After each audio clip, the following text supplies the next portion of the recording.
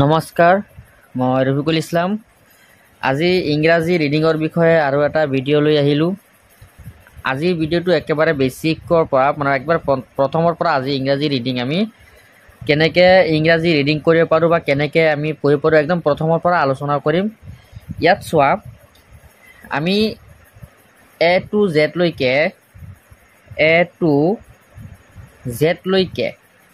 আমি লেটাৰ কেইটা পাওঁ?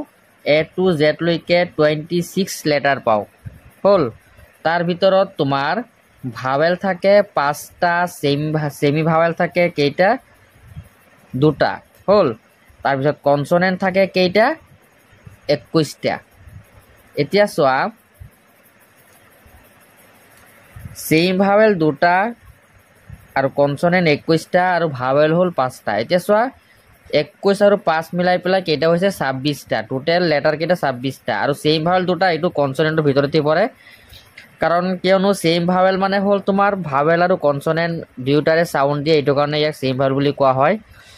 ইয়াত চোৱা, এতিয়া যি 5টা ভাৱেল আছে, এই 5টা ভাৱেলৰ চাউণ্ডবোৰ আৰু কনচনেণ্টৰ চাউণ্ডবোৰ কেনেকৈ? এতিয়া চোৱা, প্ৰথমত আমি কে লিখিছোঁ, কে লগত এ দিলে কেতিয়াবা কে এ কি হৈ যায়? কা। হ'ল, আকৌ কেতিয়াবা কে আৰু ই দিলে কি হৈ যায়? কে। কত একাৰ কে। আকৌ কেতিয়াবা কেৰ লগত আকৌ ইউ দিলে কি হৈ যায়? কথচুকাৰ কু। হ'ল, আকৌ কেতিয়াবা কেৰ লগত যদি তুমি আই দিয়া তেতিয়া কি হৈ যায়? কথচৈকাৰ কি। আৰু কেতিয়াবা কেৰ লগত যদি তুমি অ দি দিয়া, তেতিয়াহ'লে কি হৈ যায়? অনলি কৈ থাকে। হ'ল, আৰু কেতিয়াবা চাবা যে যদি তুমি কেৰ লগত তুমি যদি এ দিয়া তেতিয়াও কি হৈ যায়? কে ডাইৰেক্ট কৈ হৈ যায়। হ'ল, আৰু যদি কেতিয়াবা চাবা কেৰ লগত ৱাই আছে তেতিয়াহ'লে চাবা কথচৈকাৰ কি হৈ গ'ল। হ'ল, তাৰমানে ইয়াৰ পৰা আমি কি বুজিব লাগিব? ইংলিছ চাউণ্ডবোৰ কি হয়, তুমি যিমান পঢ়িবা ইমানেই ইয়াৰ বিষয়ে গম পাবা, কাৰণ ইয়াৰ 75%হে ইয়াৰ ৰুলছ থাকে আৰু কিছুমান 25% কি হয়? ৰুলছৰ বাহিৰত পৰে। এতিয়া যেনেকুৱা চোৱা, ইয়াত ডি অ কি হৈ যায়? ডু। কিন্তু এছ আৰু যদি অ দিয়া তেতিয়াহ'লে এইটো ডি অ ডু হৈছে, কিন্তু এছ অ চু কেতিয়াও নহ'ব, এছ অ অনলি চই হয়। বুজি পাইছা? ইয়াত যেনেকুৱা ডি অ ডু হৈছে, ইয়াত এছ অ চু হ'ব লাগিছিলে, কিন্তু কেতিয়াও তেনেকুৱা নহয়, এছ অ কি হৈ যায়? চ হৈ যায়। বুজি পাইছা? যেনেকুৱা চোৱা, ইয়াত এল এ এম ই, ইয়াত যোৱা আকৌ এল এ কে ই, আকৌ চোৱা ইয়াত টি এ, ইয়াত কে ই দিলোঁ অনলি, ই দিয়া নাই। ইয়াত চোৱা, এল এ এম ই লেম, এল এ কে ই লেক, টি এ কে টেক।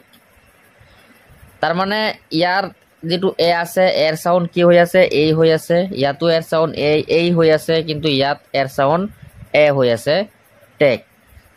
এনেকৈ কিয় হয়? কাৰণ 75% কিছুমান ৰুলছ আছে, আমি সেই ৰুলছবোৰ যদি আমি জানো তেতিয়াহ'লে আমি ইংলিছ যিকোনো ৱৰ্ডেই অতি সহজে পঢ়িব পাৰিম। যেনেকুৱা চোৱা, ইয়াত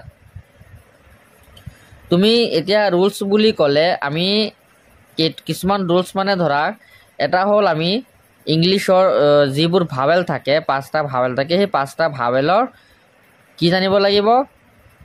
শ্বৰ্ট চাউণ্ড আৰু লং চাউণ্ড, এই দুটাৰ বিষয়ে আগত জানিব লাগিব। যি 5টা ভাৱেল থাকে যে এ ই আই অ ইউ, এই 5টা ভাৱেল থাকে, আৰু এই 5টা ভাৱেলৰে শ্বৰ্ট আৰু লং দুয়োটাই চাউণ্ড থাকে। মই একেটা নিয়মতে মই ডাইৰেক্টলি কৈ দিম যে ইয়াত চোৱা, এ ই আই অ ইউ আমি পঢ়োঁতে কেনেকৈ পঢ়িছোঁ? এ ই আই অ ইউ। যদি চাউণ্ডবোৰ মই যেনেকৈ ইয়াত কৈছোঁ ঠিক তেনেকৈ যদি চাউণ্ডটো আহি যায় তেতিয়াহ'লে এইটো কি হ'ব? লং সাউন্ড আৰু ইয়াৰ বিপৰীতে যদি সাউন্ডবোৰ আহে তেতিয়াহ'লে সেইটো কি হ'ব শৰ্ট সাউন্ড তাৰমানে যিকেইটা ভাৱেল আছে সেই ভাৱেলৰ যদি যিটো নাম সেম নামত যদি উচ্চাৰণটো হয় সাউন্ডটো আহে তেতিয়াহ'লে এইটো হৈ যাব কি লং সাউন্ড আৰু তাৰ বিপৰীতে হৈ গ'লে কি হৈ যাব এইটো শৰ্ট সাউন্ড মই উদাহৰণ দি দেখুৱাই দি আছো চোৱা ইয়াত চোৱা যেনেকুৱা যদি ইউৰ সাউন্ড যদি ইউএ হয় তেতিয়া হৈ যাব এইটো কি লং সাউন্ড আৰু ইউ যদি তোমাৰ আকাৰ হয় বা আৰ দৰে সাউন্ড আহে বুজি পাইছা তেতিয়াহ'লে এইটো হৈ যাব কি শৰ্ট সাউন্ড হল তাৰ মানে ইউৰ যদি ইউৰ দৰে সাউন্ড আহি যাব কি লং আৰু ইউ যদি আকাৰ বা আৰ দৰে আহে তেতিয়াহ'লে এইটো যাব শৰ্ট আৰু এই যিটো ইউ যদি লং সাউন্ড এইটোক এলফাবেটিকেল সাউন্ড বুলিও কয় মানে যেটো ইউৰ যেটো মানে ভাৱেলৰ যেটো লং সাউন্ড আহে লং সাউন্ড বিলাকক এলফাবেটিকেল সাউন্ড বুলি কয় এলফাবেটিকেল কিয় কয় কাৰণ ইয়াৰ যদি নিজস্ব সাউন্ড আহে হেতু কাৰণে এটুক এলফাবেটিকেল সাউন্ড বুলিও কয় যেনেকুৱা এটু কি এই হল তেতিয়াহ'লে এটুৰ যদি সাউন্ডটো এই আহে তেতিয়াহ'লে এটু কি হৈ যাব এনেকুৱা যদি আহে এই তেতিয়াহ'লে এটু কি হৈ যাব লং সাউন্ড এইটো হৈ যাব তোমাৰ লং সাউন্ড আৰু এ যদি তোমাৰ এৰ দৰে সাউন্ড আহে তাৰ মানে ইয়কাৰ আকাৰ এনেকে আহে বা তোমাৰ ডাইৰেক্ট একাৰ দৰে আহে তেতিয়াহ'লে এইটো হৈ যাব কি লং সাউন্ড শৰ্ট সাউন্ড এইটো কি হৈ যাব শৰ্ট সাউন্ড বুজি পাইছা মানে আমি ইংৰাজী এই লং সাউন্ড শৰ্ট সাউন্ডবোৰ জানিলে আৰু তাৰ পিছত যেটো হ'ব আমাৰ সাইলেন্ট লেটাৰ বিষয়ে জানিব লাগিব হল সাইলেন্ট যেটো লেটাৰ থাকে সাইলেন্ট লেটাৰ এই সাইলেন্ট লেটাৰৰ বিষয়ে আমি জানিব লাগিব সাইলেন্ট লেটাৰ কোনবোৰক লেটাৰক সাইলেন্ট লেটাৰ বুলি কয় যিবোৰ লেটাৰ থাকিলেও আমি উচ্চাৰণ নকৰো বুজি পাইছা যেনেকুৱা এটা উদাহৰণ যেনেকুৱা চোৱা কে এন অ ডব্লিউ যেনেকুৱা M I G H T হল ইয়াত কি সাইলেন্ট হৈ আছে ইয়াত চোৱা কে সাইলেন্ট হৈ আছে আৰু ইয়াত কি সাইলেন্ট হৈ আছে জি এইচ হল তাৰ মানে ইয়াত যদি এনৰ আগত কে আছে কে সাইলেন্ট আৰু আমি যদি কে টো ধৰিলো তেতিয়াহ'লে আমি এটো কেনেকৈ পঢ়িম কে এনে কনেক্ট ন এনেকৈ পঢ়িম ন এনেকৈ পঢ়িম কিন্তু এটো এনেকৈ কেতিয়াও নহ'ব ইয়াত কি হৈ যাব এন টো কি থাকিব এন টো পঢ়িব লাগিব আৰু কে টো সাইলেন্ট হৈ থাকিব এটো কি হৈ যাব ন আৰু এটো কি হ'ব মাইট ইয়াত জি এইচ লগাব নোৱাৰিবা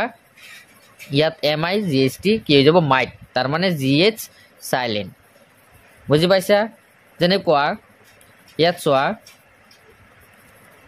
কে আই সি কে কিক ইয়াত চোৱা কি সাইলেন্ট হৈ আছে সি সাইলেন্ট হৈ আছে তাৰ মানে সিও ক হয় কেও ক হয় আৰু সিয়ে ক কেও ক ইয়াৰ এটা নিয়ম আছে যে সি কে কিয় হয় সি কে টো হয় সি কে সাউন্ডটো ডাইৰেক্টলি ক হ'ব একেলগতে হ'ব যেতিয়াবা ভাৱেলৰ যদি শৰ্ট সাউন্ড আহে তেতিয়া আৰু তাৰ পিছত ক আহিলে আমি সি কে লিখিব লাগে এই বিষয়ে ভিডিও এটা আগত বনাইছিলো তোমালোকে চাইছা তে এতিয়া আমাৰ কি ৰুলছ গ'ল এটা হ'ল ভাৱেলৰ লং সাউন্ড শৰ্ট সাউন্ড তাৰ পিছত কি গ'ল সাইলেন্ট লেটাৰ হ'ল তাৰ পিছত আমাৰ জানিব লাগিব যে আমি কিছুমান আমি সিম্বলৰ বিষয়ে জানিব লাগিব যে সিম্বল কাক কয় বুজি পাইছা তাৰ পিছত আমাৰ জানিব লাগিব যে অড প্যাটাৰ্ণ বিষয়ে জানিব লাগিব অড প্যাটাৰ্ণ যেনেকুৱা ইয়া ধৰি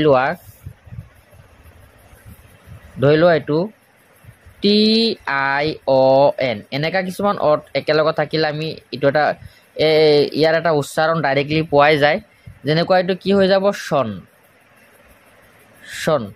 হল তাৰ মানে টি আই অ কি হৈ যাব টি আই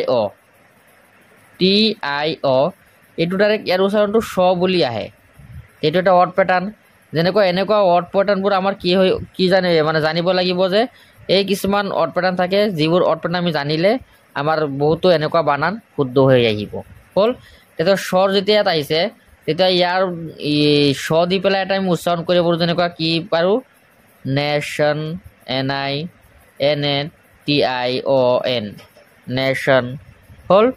তেতিয়াহ'লে আমি এই ৱৰ্ড পেটাৰ্ণবোৰ জানিলে আমাৰ যিকোনো বানান শুদ্ধ হৈ আহে। বুজি পাইছা? গতিকে আজি ভিডিঅ'টো ইমানেই। ধন্যবাদ।